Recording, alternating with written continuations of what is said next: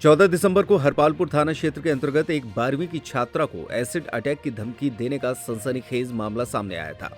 इस मामले में पुलिस ने छात्रा की शिकायत पर आरोपी नीतेश तिवारी के विरुद्ध मामला दर्ज कर लिया था, लेकिन लगभग 6 दिन गुजरने के बाद भी पुलिस आरोपी को गिरफ्तार नहीं कर सकी है। इधर इस आरोपी से भयभीत छात्रा ने सोमवार को जिला मुख्यालय पहुंचकर एसपी को ज्ञापन सौंपते हुए आरोपी को जल्द पकड़ने की गुहार लगाई है। छात्रा ने बताया कि उसे रोज सुबह स्कूल और शाम को कोचिंग जाना होता है, लेकिन जिस दिन से बैंक कैशियर आरोपी नीतेश तिवारी ने उसे जबरन बात करने अथवा एसिड डालने की धमकी दी है, उसी दिन से वो घबराई हुई है।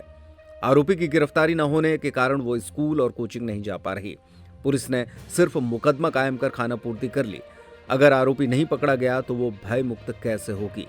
पीड़ित छात्रा ने पुलिस अधीक्षक से गुहार लगाई है कि जल्द से जल्द आरोपी को गिरफ्तार किया जाए।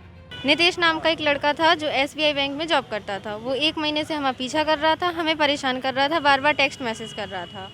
तो ये बात तो हमने अपने चाचा को भी बताई थी, तो चाचा ने भी उसको समझाया था, लेकिन वो नहीं माना। वो बार बार हमारा पीछा करता था। कोचिंग या घर से बाहर जाते थे तो हर जगह से पीछा करता था।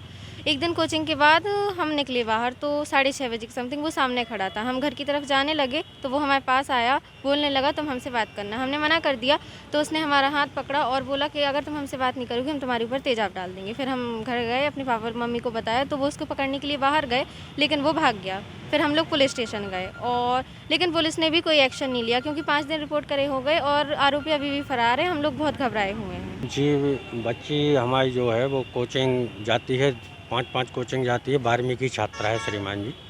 तो 1 महीने से बच्ची ने हमें बताया कि एक लड़का कोई टेक्स्ट मैसेज वगैरह इसके मोबाइल पे, इसका नंबर कहीं से भी ले करके, उस लड़के से कोई लेना देना नहीं है, इसका पहचानती भी नहीं थी। तो उसने नंबर ले करके बच्ची को टेक्स्ट मैसेज भेजे। तो इसने कुछ दिन पहले अपने चाचा जी को बताया कि चाचा, और माँ को भी इसने हल्की सी संज्ञान में बात डाली कि हमारे साथ ऐसी ऐसी बात है। इनके चाचा गए, उस लड़के को बुलाया और समझाया कि बेटा वो तुम्हारी बहन जैसी है, तो वो लड़की इस टाइप की नहीं है, पढ़ने वाली बच्ची है, तो इस चीज़ से दूर रहो।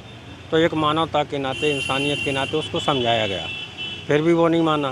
तो उसने कुछ दिन बंद करने, 1-2-4 दिन बंद करने के बाद बच्ची को फिर पीछा करना चालू कर दिया। चूँकि बच्ची 12वीं की छात्रा है, परीक्षाओं का समय चल रहा है और टाइम इतना नहीं मिलता है कि वो कोचिंग अपनी पढ़ाई सहेलियों फ्रेंडों के साथ जाती है। तो इसने बच्ची ने पहचाना कि जो बार बार हमारा पीछा भी कर रहा है जहाँ जहाँ हम कोचिंग जा रहे हैं। तो इसे संदिग्ध लगा वो चीज़। एक दिन तो हद ये हो गई, 14 तारीख को, 14/12/2022 को, कि हमारे घर के आगे 100-200 कदम एक कोचिंग सेंटर है त्रिपाठी जी का। तो वहाँ से बच्ची कोचिंग से आ रही थी तो ये गाड़ी लेकर के, कार लेके आया। इसका इरादा क्या था कि अपहरण करने का था। इसके साथ में एक साथी और भी था। बच्ची के साथ चला आया श्रीमान जी। साथ में आकर के बच्ची को इसने बीच रास्ते में रोक करके, रात्रि का समय और सर्दियों का टाइम है तो 6:30-7 बजे, 6 बजे वैसे ही दिन सूर्यास्त हो जाता है।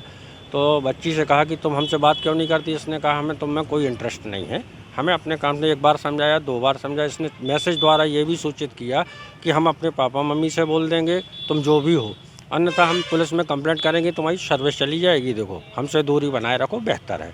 टीआई साहब ने तत्काल हमारी एफआईआर दर्ज की, हमें एफआईआर की कॉपी दी। उन्होंने आश्वासन दिया कि 1-2 दिन के भीतर आरोपी गिरफ्तार हो जाएगा। लेकिन 14/12/2022 से लेकर आज 19/12/2022 है, आरोपी गिरफ्त से बाहर है। हम लोग डरे हुए हैं, सहमे हुए हैं।